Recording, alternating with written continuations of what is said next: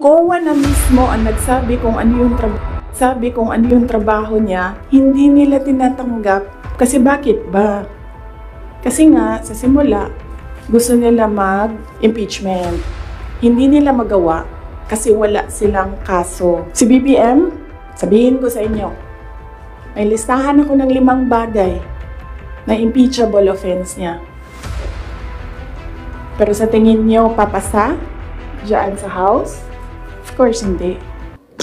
Ito ang Wow Trending. Vice President Sara Duterte sumagot na sa issue ng confidential fund kahapon sa Committee on Good Government and Public Accountability. Hindi pa rin makamove on ang mga congressman na sila si Congressman Chua, Congressman Acop at si Congressman Abante. Napigain ang COA, baka ay may mahanap pa sila na mali sa COA. Sinapina na nila lahat matapos sabihin ng COA sa nakaraang pagdinig ng House na walang anomalya ang paggastos ng Office of the Vice President ng 125 million sa loob ng 11 days. Kanina, sa kakatapos lang na presko ni Vice President Sara Duterte, sinabi ni Inday na hahanapan talaga nila ako ng kasalanan para ma-impeach pero hindi nila magawa dahil wala silang maikaso sa akin. Kwento pa ni Vice President Sara Duterte na bago pa siya maupo bilang pangalawang Pangulo ng Pilipinas, alam na niya na impeachable siya pero hindi yan mangyayari dahil binasa pala lahat ni Vice President Sara Duterte ang mga kasalanan ng isang Vice President para ito ay ma-impeach. Naku po. Pero ayon pa kay Vice President Sara Duterte na si BBM, meron akong 5 bagay na nakita na impeachable si Marcos. Kaso, alam ko na hindi ito papasa sa House. Sa pagkalkal ng mga congressman sa confidential fund ni Vice President Sara Duterte mula sa renta ng safe house kahit pa sinabi na ng COA na wala silang nakitang mali. May mga resibo, kumpleto sa mga dokumento. Sa sagot ni Vice President Sara Duterte kanina sa press con, sinabi niya na ginamit nila ang confidential fund sa mga areas na may mga report na may risk ang mga bata. Panoorin natin ang press con ni Vice President Sara Duterte. So, of course, ginamit nila ako para manalo sila. Obvious naman yun. Gusto niyo makita yung survey? Hindi ko siya dala. Pero next time dalhin ko and then pwede kayo tumingin pero hindi kayo pwede magpicture.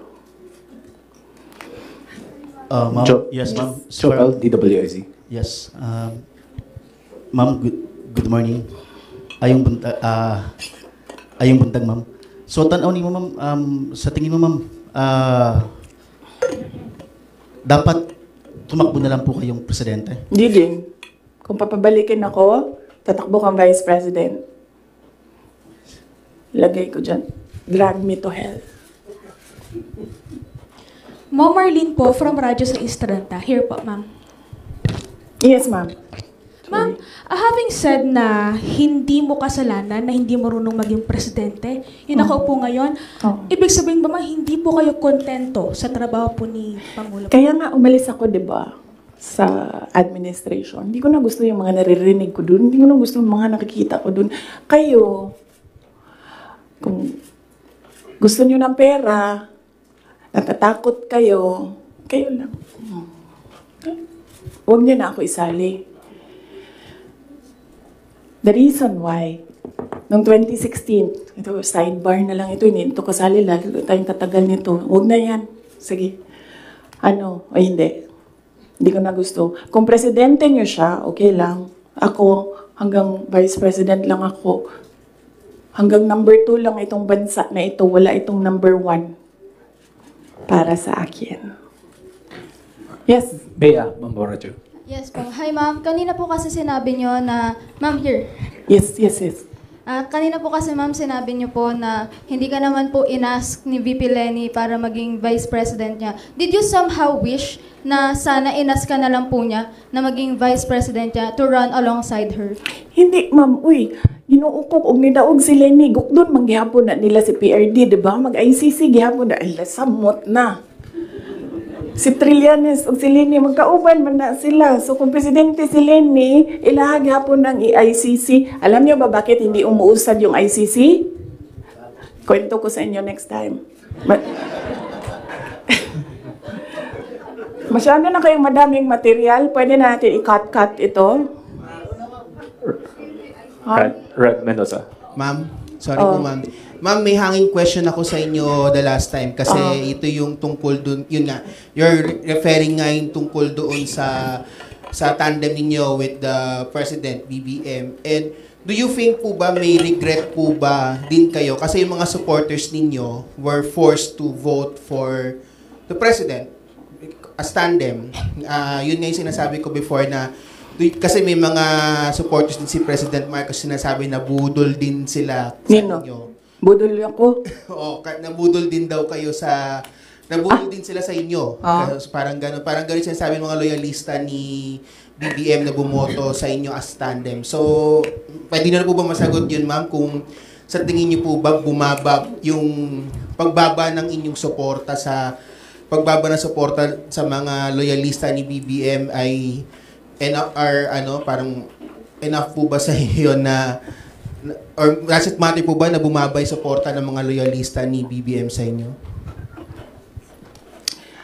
Hindi ko alam kung ano yung nire-refer nila na nabudol ko sila. Hiningi nila sa akin yung kampanya ko, binigay ko sa kanila, nanalo sila. So, saan doon ang budol? Nung tumulong ako sa administration, ang DepEd was what? Top 3? The morale of the teachers were so high na they were happy maghirap na magturo. Rain or shine doon sa mga classrooms. So, saan doon ang budol? Sa akin ba yon kung number 3 ang DepEd? Ako ba ang presidente? Hindi. Sa kanya yon. Cabinet member lang ako. Diba? Accomplishments ng DepEd. Sa akin ba yon? Hindi. Sa bayan yon. Accomplishment yun ng president. So, budol. Ms. Aracel Garcia, Fuji TV. Hi, good Yes. afternoon. Yeah. During the time of your dad as president, he was not also having good terms with the Vice President Lenny, and now apparently parang naging naging president yon on this administration as well. How do you feel about that? And my follow-up question would be, are you looking into running on 2028 as president? Okay. So, si PRD, in all fairness to the person, hindi yun nanggigipit ng tao. Hindi niya ginipit si Lenny Robredo. Tinanong ko, bakit 700 lang yung budget ninyo at the time? Kasi 700 lang talaga ang pinropose. Hindi natin alam anong rason. Yan yung sinabi ko doon sa budget hearing. Hindi siya nanggigipit. Sinuspend ba ni PRD o tinanggal sa pwesto mga politiko na kaibigan ni Lenny? Lahat ng mga tumatanggap sa kanya doon sa iba't ibang lugar, nasuspend ba yun? Nawalan ba ng budget? Wala naman. I don't remember anyone ever complaining na naalis sila sa pwesto kasi kaibigan nila si Lenny Robredo. Wala. So, hindi yan siya mahilig manggipit ng kalaban. Kung maalala niyo, kalaban niya sa politika. Hindi sa personal na buhay. Sa politika, si Speaker Nograles, never yon nagipit sa Davao City. Si Trillanes, yan. Mortal enemy niya si PRD. Si PRD thinks nothing of him. Pero, ginipit ba yun? Wala. Diba? Kita nga natin siya kung saan-saan. Kita nga siya sa kasamang Lance Mego. Diba? Newswatch Plus. Good morning, ma'am. Hello. Good morning. Good morning. Yes, sir. Good morning po. So, since we're on the topic of the election, 2022 elections, recently po kasi nagkita si Pangulong Bongbong Marcos at si Vice President Robredo sa isang event sa Sorsogon. And may sinabi po si BBM, si Pangulong Marcos, na this may be a step for political reconciliation. How do you feel about this meeting and that statement? Wait lang ha. And the 2028 question, ma'am. Oo. Sa sunod na lang yan, ma'am. Ano ba yung sinabi ko na date? Kailan nga ba yun? Fourth quarter of 2026. Fourth quarter of 2026. So, kung mag-advise ako kay Lenny,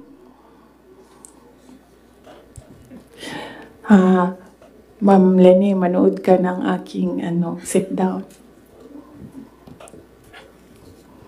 Yan lang. Wait, hindi ko na ituloy ito. Hello, good morning po, Sir Edos, Madam Vice President. Ang papa niyo po ang naggawa ng desisyon against all Filipinos na may libing si Marcos Sr. sa libigan ng mga bayani. Ano na po ang nangyari ngayon? Nakalimutan na po ba ng nakaupo ngayon? Maraming salamat po. Hindi ko alam. Pero isang beses sinabihan ko talaga si Senator Amy.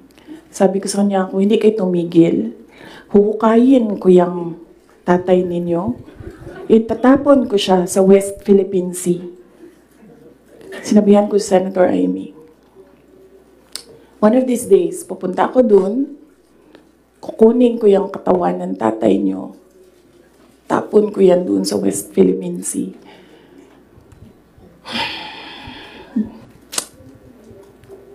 Hindi ko naisip na ganun kalala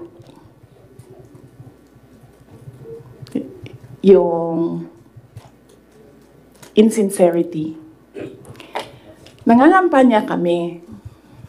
So pag nangampanya ka, meron talaga yan. Natural yan na magdala ng papel. Ganito. Pag ikaw politiko ka, alam mo na yan. May magdadala yan ng papel. Sometimes, ganito, naka-envelope. Sometimes, folded paper maliit. Iba-ibang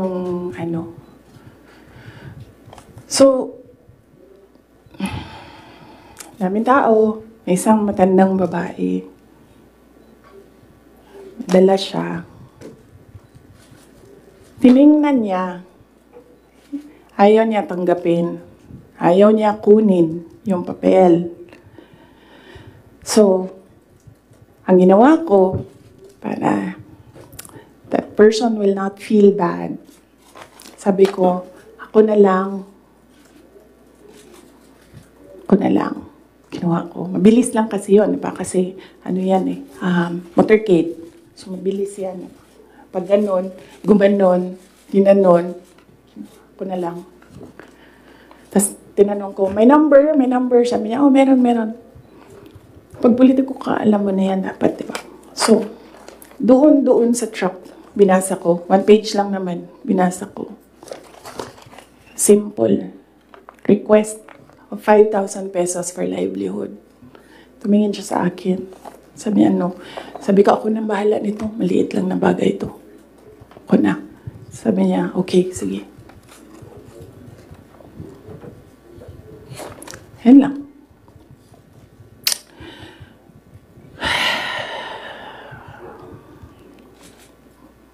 Alam mo yun? Maliit na bagay yan ba? Kunin mo. Basahin mo.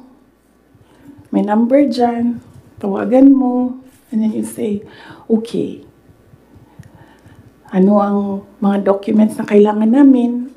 Okay, bigay mo. And then, okay. Complete documents. Ayan. Tapos,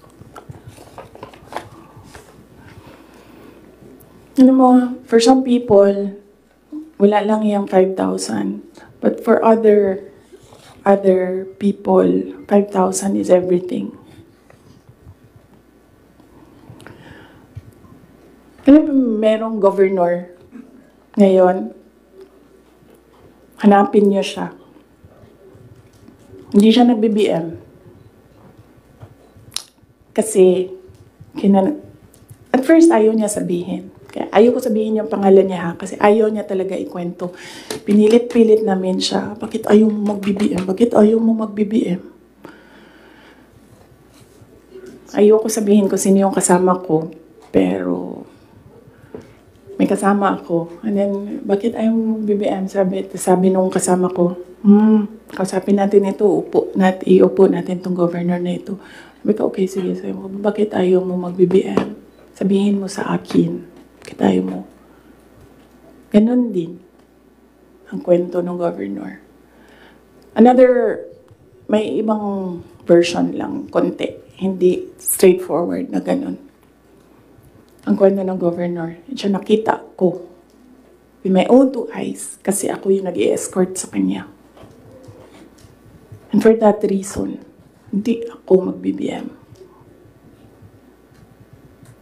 Okay na, sabi ko sa kanya, okay, di na magsara ka na lang.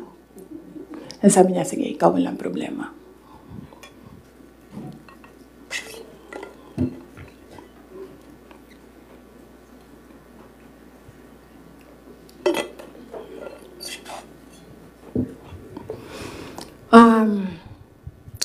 Sorry. Nag-sorry ako sa mga members ng Kingdom of Jesus Christ. Kasi I asked them to support President Marcos during the elections.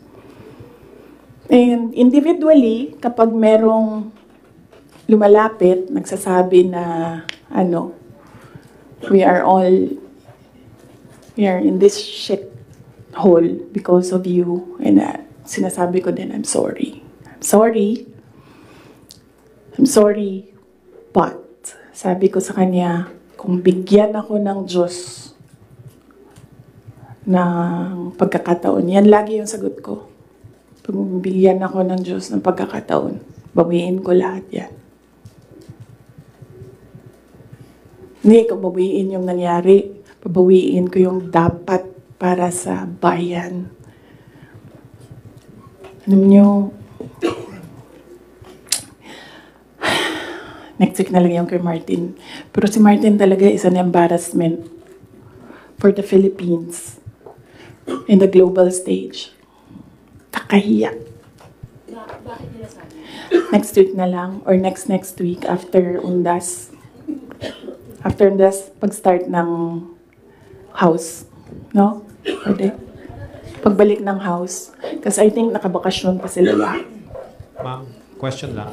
Ma'am, nag-campaign kayo ni PBBM together, ilang buwan din po yun, magkakasama kayo araw-araw, almost araw-araw, and then syempre naging member kayo ng cabinet. Bakit po hindi kayo naging magkaibigan despite yung matagal na pagkakasama po ninyo? Ni President Marcos, hindi talaga kami magkaibigan. Nagkasama lang kami, unang-una dahil sa eleksyon, pangalawa dahil sa trabaho. Hindi kami magkaibigan yan. Isipin nyo ha, noon, nung tumatakbo pa, meron kaming group chat. Nandun siya. So yun lang yung some sort of communication namin dun sa loob ng group chat na yun.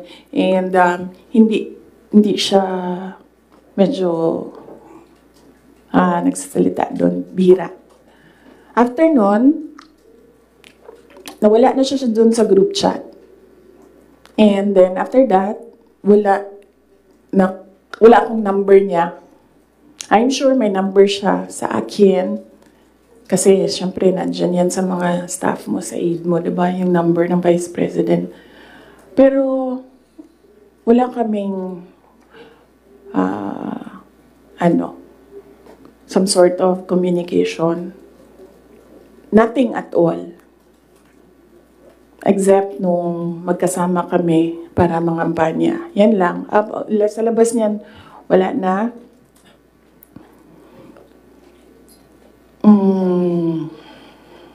Nagkakausap lang kami dahil sa trabaho.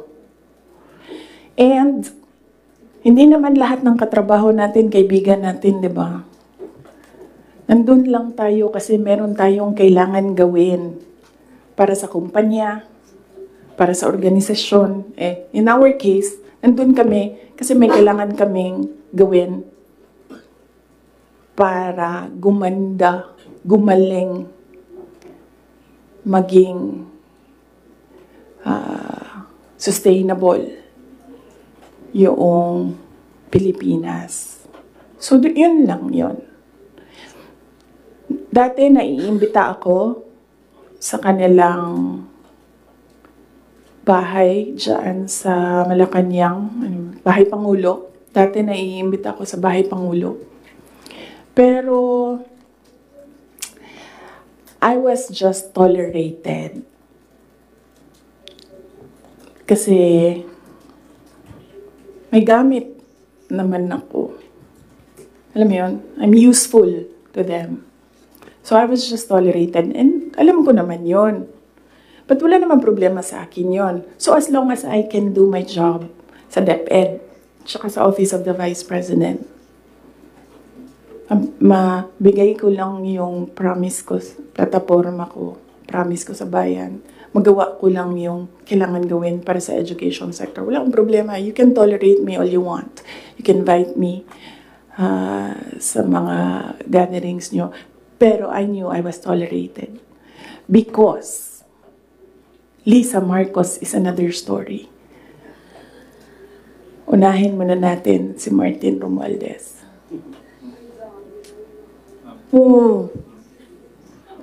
Kaya nga sabi ko, sabihan niyo sila, huwag nila banggitin yung pangalan ko.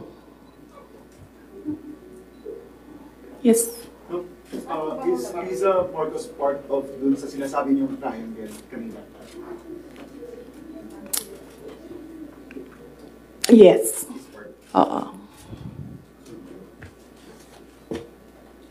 Oh, anong purpose ni Inday Sara? Ang magagawa ko sa bayan, I will call bullshit as it comes.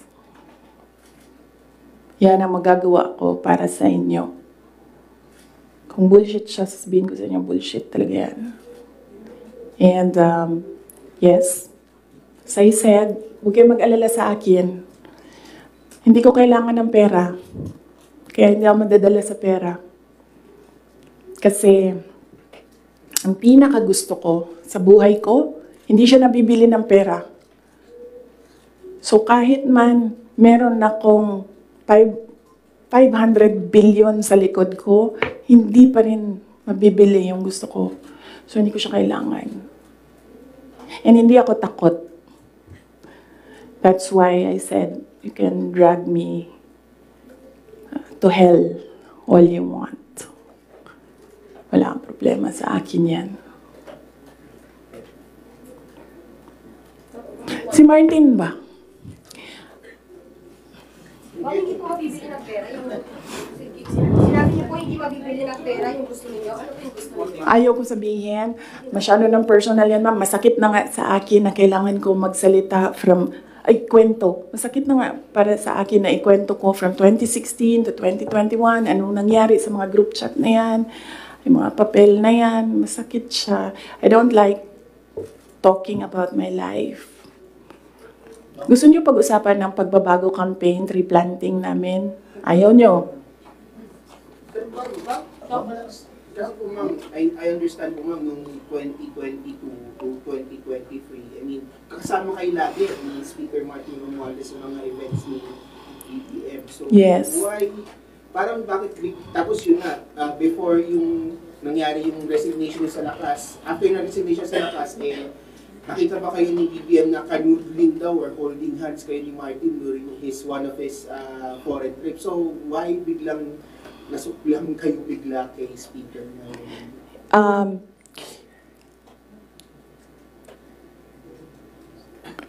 At the time, na-ambush niya ako ni Martin. Tingnan mo yung footage. Di ba nakaganyan yung kamay ko? Kasi hinihila ko yung kamay ko. Hindi ko naman siya mahila pag ganyan, diba? Nilalagyan ko ng force kasi hinihila ko. Hinihila din niya. So, naisip ko, okay, fine. Huwag na natin bigyan ng sakit ng ulo ang presidente kasi ang dami niyang kailangan gawin para sa bayan. Apparently, wala. Pero at the time, huwag na natin, for me, sabi ko, okay, sige. Ayoko maging headache sa ibang tao. Ayoko maging pabigat sa ibang tao. Ayoko na maabala ang ibang tao dahil sa akin. So at the time, although hinihila ko yung half-hearted din yun na ginaganon niya. So okay, sige. May red flag din yan si Martin eh. Magkatabi kami niyan sa airplane nung kampanya. May sinabi ako sa kanya, may sagot siya sa akin. Pero yes, imagine niyo, meron tayong speaker na on record, on paper, in another country, na tumanggap ng suhol. Kaya. Ma'am, can you elaborate lang po yung speaker on record na tumanggap ng suhol? Ay. Kailan ba yung speaker part? Kailan yung Martin Romualdez part? After November? After opening ng House? Yes. Let's talk about ng confidential funds ng House. Regarding po sa DepEd and the OVP's confidential funds. Ay, yes, as I said, antayin natin yung next hearing ng House, Good Governance. Masyado pa kasing masyadong maaga sagutin sila. Walang lumalabas eh. Gusto ko lumabas so that pwede akong magsalita. Wala. Kahapon, wala naman. Lawmakers were questioning about the... Pinapasumpilan nila yung mga tao nyo. Yes. Ang position ko dyan, sa DepEd, hindi na ako nakikipag-usap sa kanila doon. Sabi ko, kayo nang bahala ko anong gusto nyo gawin dyan. Pero dito sa Office of the Vice President, sinasabihan ko yung mga tao na kapangalan, kung ano yung gusto mong gawin, yun ang susuportahan ko. Kung ayaw mo umattend, susuportahan kita. Kung gusto mo umattend, susuportahan kita. Hindi ko pipilitin kung ano yung dapat mong gawin. Mag-decide ka, and then kung ano yung path, if you decide on the path that you will take, I will support you on that. So, hindi pa kami nagkausap nung merong mga subpina, hindi pa kami nagkausap kung ano yung gusto nilang gagawin. Basta sinabihan ko sila, I will be with you every step of the way. Sinabihan ko din sila, kung ang decision mo ay magpa-detain, sinabihan ko din sila, sasamahan kita doon sa loob ng detention. Walang problema yan sa akin. Kasi hindi naman lahat ng mga tao kasi sanay sa pressure, sa stress. Hindi sila sanay sa mga ganyan na ilalagay ka sa national TV, papahiyain ka. Hindi lahat ng tao nakakapag-isip ka agad kung anong gagawin, kung anong sasabihin. So, some of them really are saying na magpa-detain na lang ako. And then, sabi ko sa kanila na, okay, walang problema yan. Samahan ko kayo sa detention. Sorry, on the issue of budget naman, since parang final na sa House part ng 733 million, what would that mean for the OVP satellite offices? Would that mean like total shutdown of the 10 OVP satellite offices? Inaantay namin yung GAA. So, pag nandyan na yung General Appropriations Act, alam na namin kung ano, ilan. And then meron na kaming mga options ngayon. Unfortunately, hindi namin siya ma-finalize kasi yung mga options namin kasi hindi namin talaga nakikita kung ano yung nasa batas. Hindi pa kasi batas yung GAB. So, antayin namin. Pag nakita na namin kung ano yung numbers, then pipiliin na namin anong options para sa Office of the Vice President. But rest assured, patuloy yung trabaho ng Office of the Vice President para sa bayan. Kung ano man yung kaya namin base sa kung ano yung budget, ibibigay namin yan sa taong bayan. Ma'am, kindly explain lang po. Last question, Kahapon please. po sa Good Government Committee hearing, lawmakers were questioning po about the 16 million pesos po na ginasta ng OVP, pati po ng confidential funds ng 2022 po, na nagasta yung 11 days para daw po sa rental ng safe houses. One lawmaker even asked po na yung 5 million naman po na nagastos ng 2023 sa third quarter po ng OVP confidential funds, nagastos lang po sa loob lamang, sa loob ng 79 days. So parang nakakapagtaka rin daw po sila na bakit yung 16 million pesos nagastos po sa loob lamang ng 11 days. So, Ma'am, can you give us an explanation po kung paano po ba nagasta nga raw po itong parte po ng confidential funds mo? Okay, sige. Last question na yan. Last question na yan. Last question. Okay. Unang-una, nag-explain kami lagi sa Commission on Audit kung paano ginastos yan. Lahat ng hiningi ng Commission on Audit, binigay namin. Meron kaming mga hindi nabigay, sinabihan kami ng Commission on Audit, kailangan namin yan. So, we fully cooperated and participated and submitted to the Commission on Audit with regard to the confidential funds. Alam niyo, hindi nakakapagtataka sa gobyerno ng gumastos ng millions araw-araw. Kami doon sa DepEd noon, pumipirma kami billions in one day para maglabas ng pera. So, hindi nakakapagtataka ang 5 million, 10 million in a day. Pirma lang yan. Tapos lalabas na yung pera. Ibabayad na yan kung saan yan ibabayad. And then, babalik na yung documents para sa ganyan. Ganun talaga ang gobyerno. Gumagastos siya everyday para sa mga projects niya. And sometimes, it's not millions, billions ang pinipirmahan ng mga opisina ng gobyerno para sa projects. Okay? Yes. Maraming salamat. Sabi mo po mas mahal pa rin po yung ginasta sa safe houses po na yun, parang sa luxury hotels, sa mga mamahaling condo po sa Metro Manila. Kasi ang ginagawa nila, nag-audit na sila. Kaya ako hindi sumasagot doon sa kanila kasi ang ginagawa nila, sila na yung nag-audit. Hindi naman yan tinanong ng Commission on Audit. Ang hiningi lang ng Commission on Audit, ano yung documents para sa mga expenditures. So, sinubmit namin yon. And in fact, nakikita nila yun kasi sinubina nila lahat ng documents. The thing with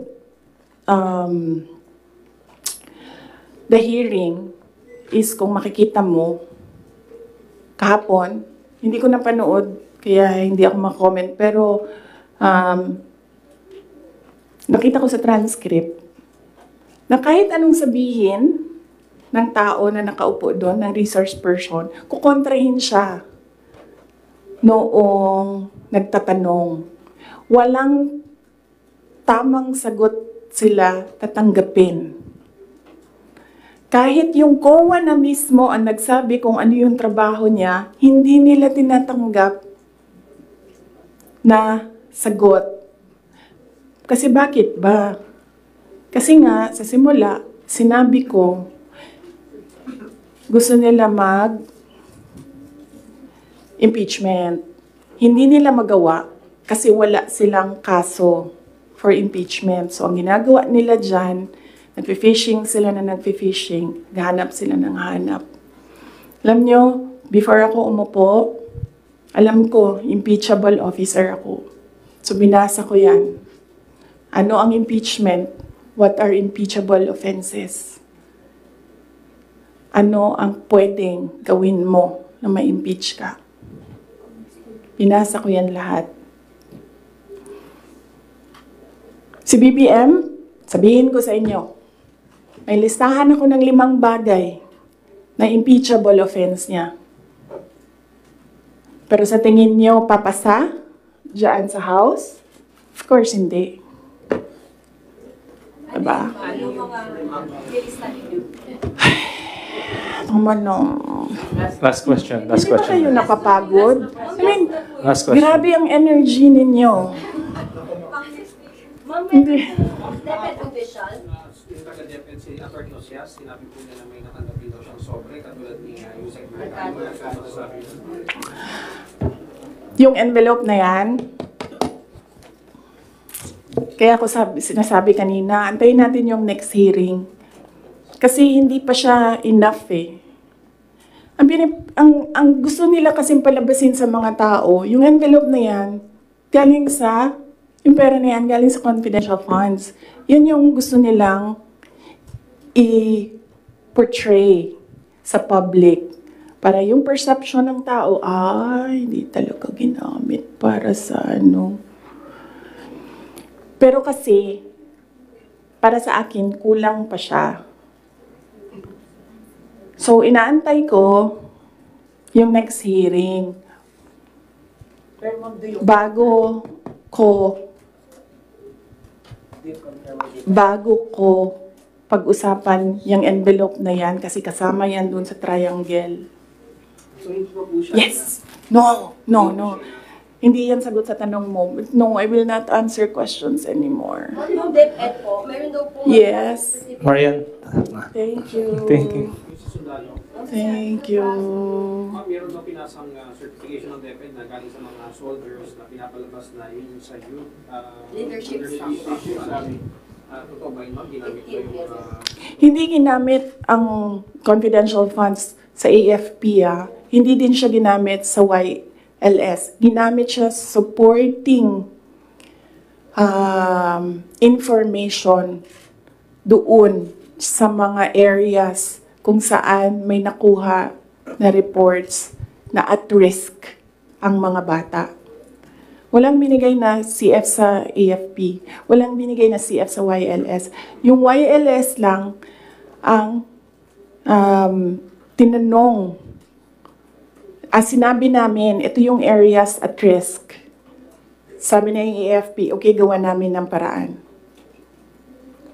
Based on information we gathered doon sa baba. Antayin natin yung next hearing. Antayin natin kung ano yung